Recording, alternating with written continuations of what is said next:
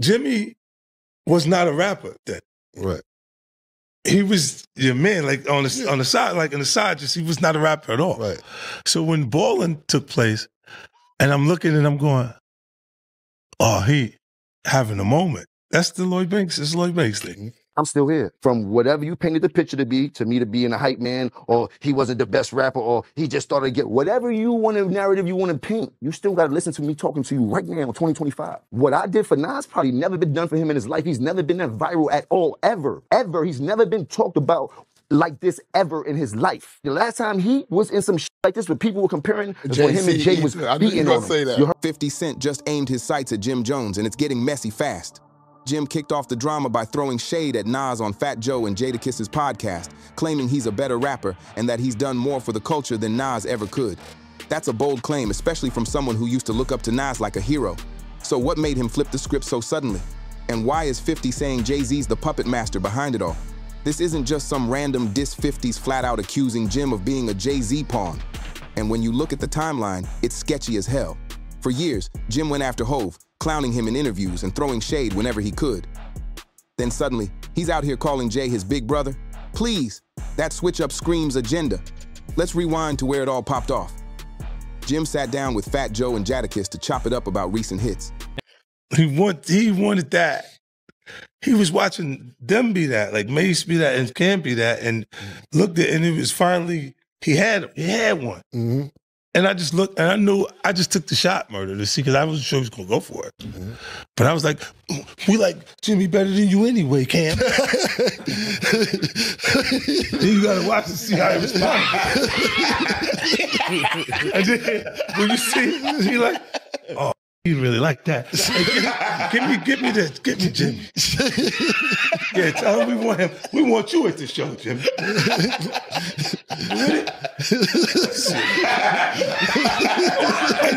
Yeah, but that was one of those things I just threw it out and see what.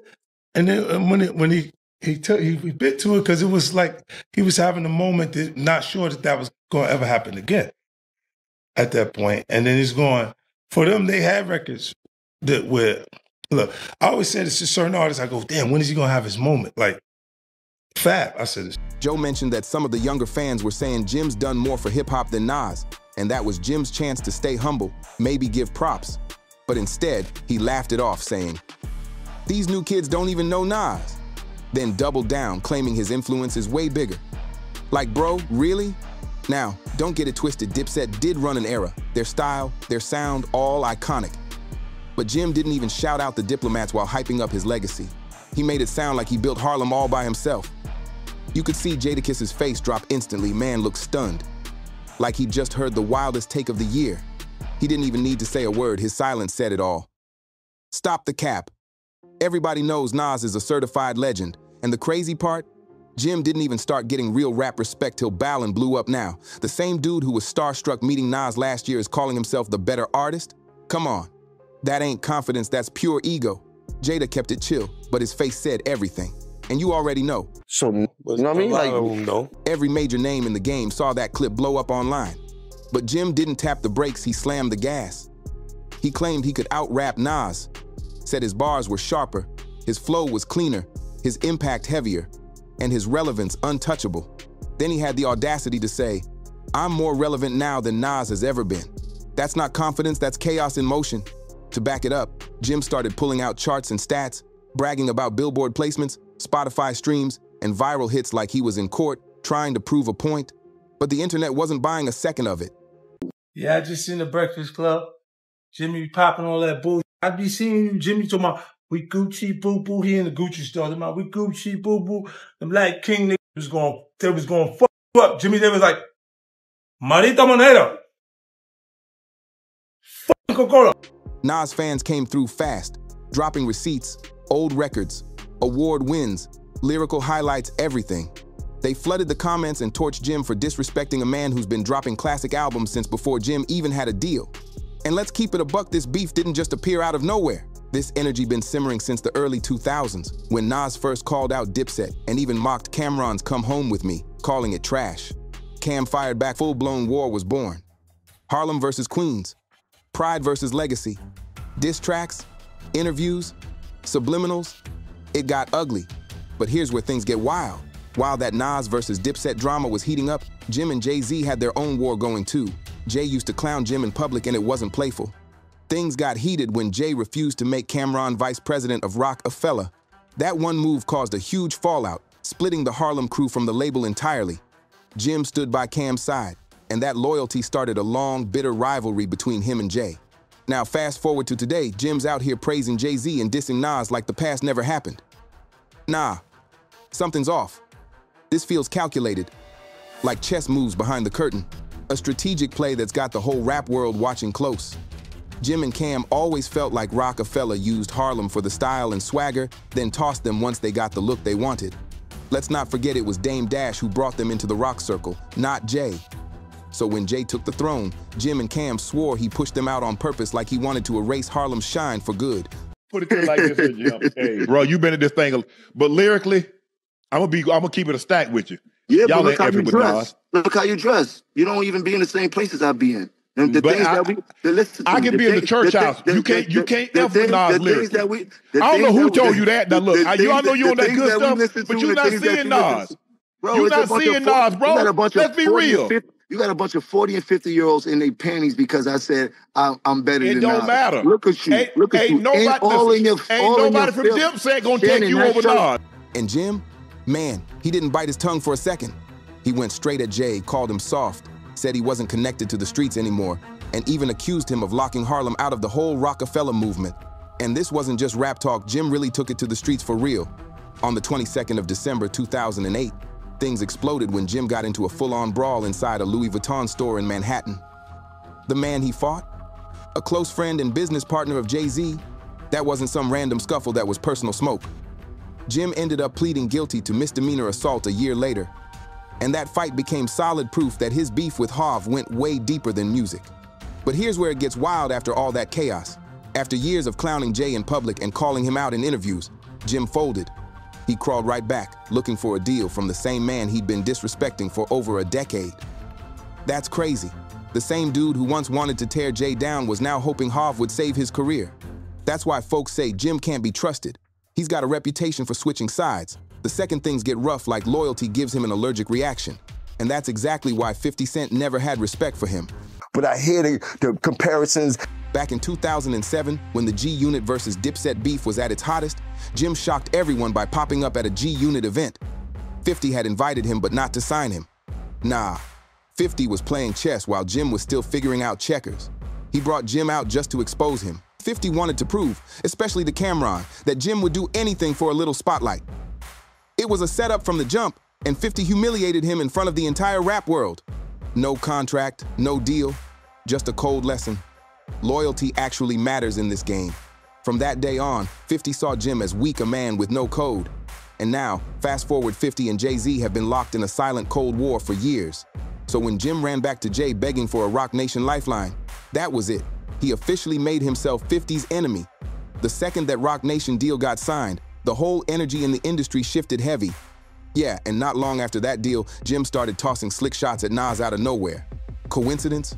50 Cent ain't buying it for Billboard entries. Pull up Nas Billboard entries, then pull up my Billboard entries. Can we address one thing, though? Go ahead. Jim Jones has 9 entries in the Billboard 200 with 3 top 10 albums and no number ones, while Nas has 27 entries, 16 top 10 albums, and 6 that have reached number 1 on the Billboard 200. Right now, 2025, I'm in the game still rapping at a high capacity. If Nas wants to smoke, come in the booth. I will rap circles around. Smoke. Jim Jones is rapping at a high capacity right now in 2025. I'm on record as saying I think some of the best music that's been coming out of New York in recent years has been from Jim Jones. I haven't seen Nas in that mode. Nas still makes great music at a high level. I just haven't seen Nas in that, let's get active, getting at each other mode. He's convinced Jay-Z's pulling the strings from the shadows, using Jim as a pawn in a much bigger game. According to 50, Jay's been itching to reignite that old spark of tension with Nas, but instead of getting his own hands dirty, he's letting Jim do the swinging for him. That's a classic Jay move: stay quiet, move smart, and let somebody else handle the heat. But 50's too sharp for that. The second he saw Jim cozying up to Jay, he knew what time it was. 50 wasted no time. He jumped straight on Instagram and lit it up. He dropped clips, memes, and captions clowning Jim for selling out, saying he switched sides just to stay in the spotlight. He even called him the industry's favorite puppet. hinting that Jay was the one yanking the strings while Jim played soldier. And 50 wasn't just trolling, he meant every word. He reminded everyone that Jay's known for using others to fight his battles while he sits back playing the calm, untouchable boss. In 50's eyes, this whole Nas situation is just another example Jim doing Jay's dirty work while pretending he's making his own power moves. Coming up and things like that. I've heard you say that. Since the barbecue and things like that, like he really put the whole dope boy rap, crack hustler, get fresh rap into perspective before anybody else. Before I heard Jay do it, before I heard anybody else, like he changed the cadence of rap into a whole different steam. Like he's the one that broke the camel's back when it came to artists, like to me, when it came to artists like Big Daddy Kane and all these artists that came right before him. Like after Nas came with that, they started to fade out, and then Jay, Fat Joe, like all of these rappers that are spitting about the life that we was really starting to live right now and how it was changing. Like this is, you know what I mean? So that's how I felt about that whole little situation. Brutal. Then the internet jumped in and chaos exploded. Fans dug up old clips of Jim praising Nas, calling him one of the greatest, and even saying Nas inspired his hustle. Those receipts went viral fast. Suddenly, everyone was like, so which Jim Jones are we getting today, the Nas fan or the Nas hater? It made his whole act look fake, and the memes came flying in nonstop. Meanwhile, Nas didn't even blink.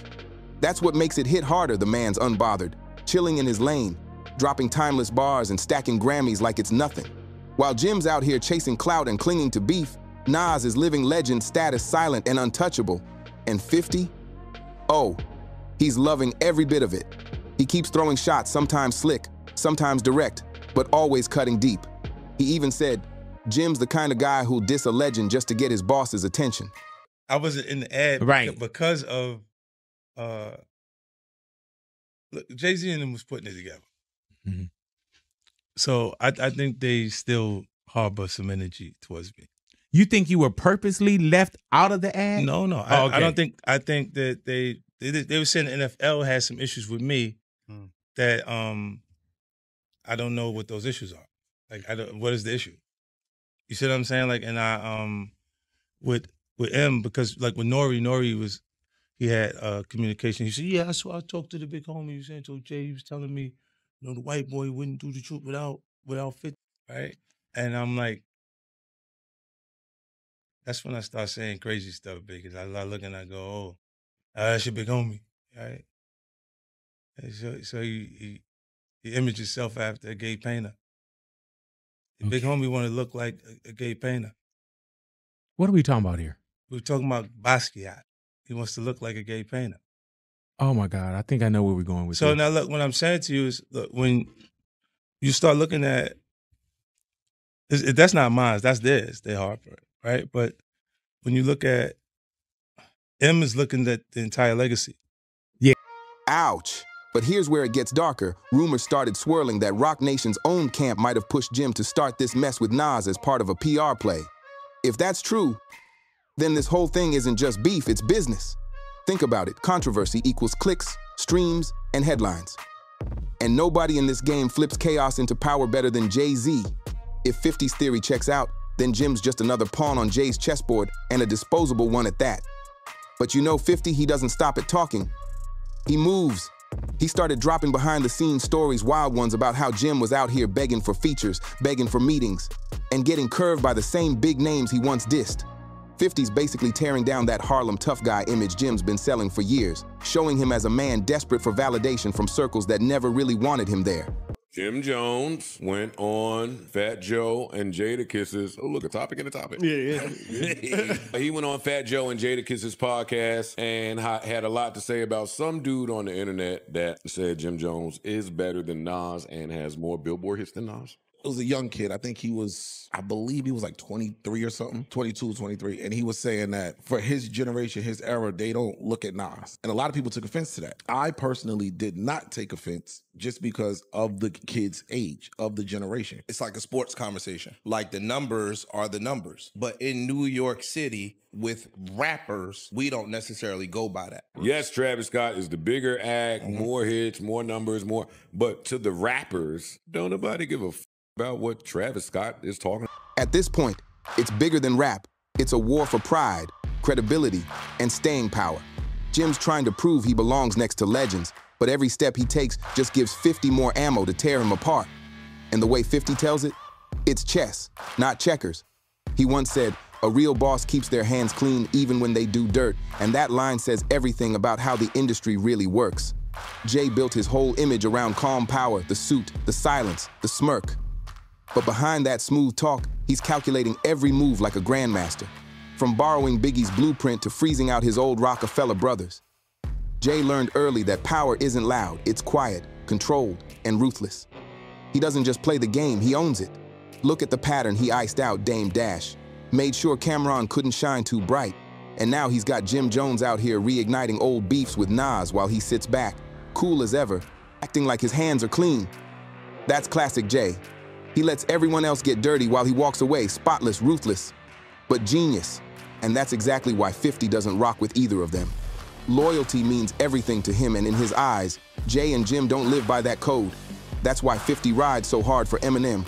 M's been solid since day one, never switched sides, never folded. When rumors spread that Jay tried to block 50 from performing at the Super Bowl halftime show, it was M who stood up and said, "If 50 ain't performing, I'm not performing either." That's loyalty no amount of money can buy.